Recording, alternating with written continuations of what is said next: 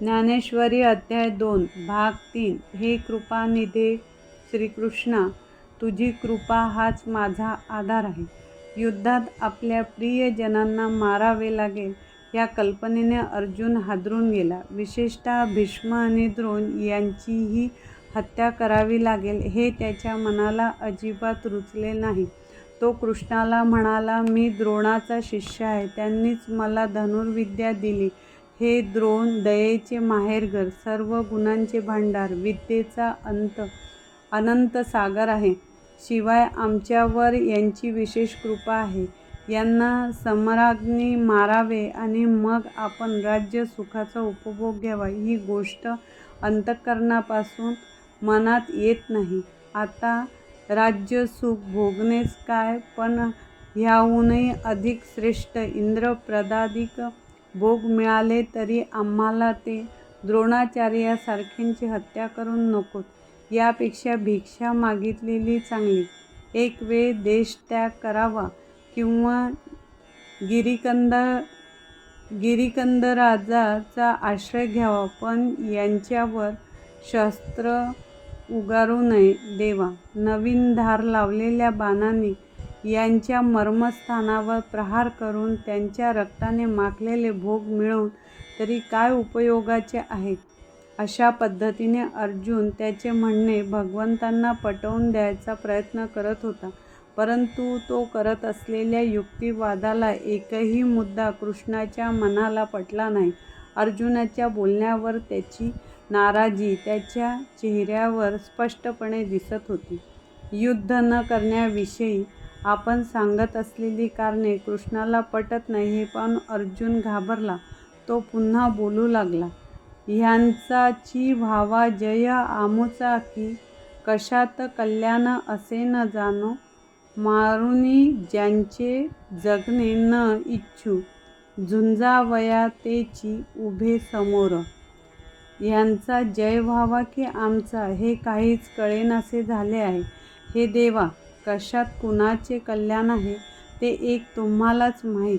पण एक मात्र नक्की की ज्यांना मारून मला जगावंसं वाटत नाही तेच नेमके युद्धाला पुढे उभे ठाकले आहे.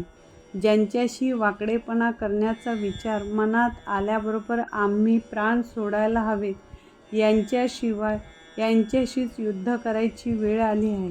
आता अंशाचा वध करावा किंवा त्यांना तेथे सोडून निघून जावे, या दोनपैकी काय करावे ते आम्हाला समजत नाही. दैन्याने ती मारिली वृत्ती माझी, धर्माचे तो नाशिले ज्ञानमोहे, कैसे माझे श्रेय होईल सांगा, पायापाशी पातलो शिष्य भावे. आम्हाला काय करणे उचित आहे हे कितीही विचार करून पाहिले तरी सुचत नाही. कारण मोहामुळे माझे चित्त व्याकुळ झाले आहे. डोळ्यावर सारा आला आहे, म्हणजे दृष्टीचे तेज लोपले. मग जवळ असलेली कोणाचीही वस्तू दिसेनाशी होते. देवा, तसे मला झाले आहे, कारण माझे मन भ्रांतीने ग्रासले आहे. आता आपले हित कशात आहे हेही मला समजत नाही.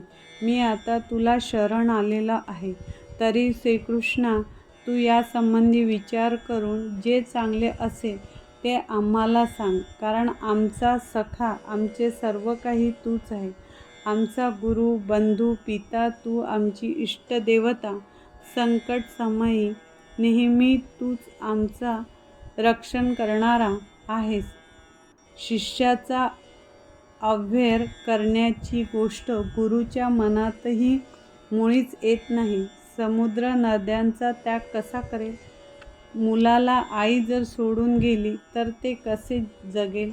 म्हणून म्हणतो देवा, सर्वतोपरी तूच आम्हाला एक आहे. आणि माझे बोलणे जर तुला पटत नसेल तर जे धर्माला उचित असेल ते पुरुषोत्तमा चटकन सांग पाहू. हे सर्व कुळ पाहून माझ्या मनामध्ये जो शोक उत्पन्न झाला आहे तो तुझ्या उपदेशा वाचून दुसऱ्या कशानेही जाणार नाही.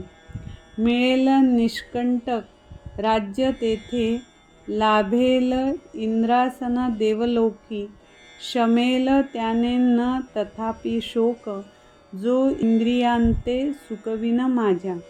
यावेळी संबंध पृथ्वी जरी हाती आली, किंबहुना इंद्रपदही जरी मिळाले, तरी माझ्या मनातला मोह दूर होणार नाही.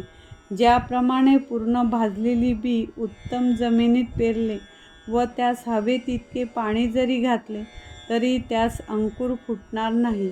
किंवा आयुष्य संपले असले तर औषधाने काही होत नाही, पण तेथे एका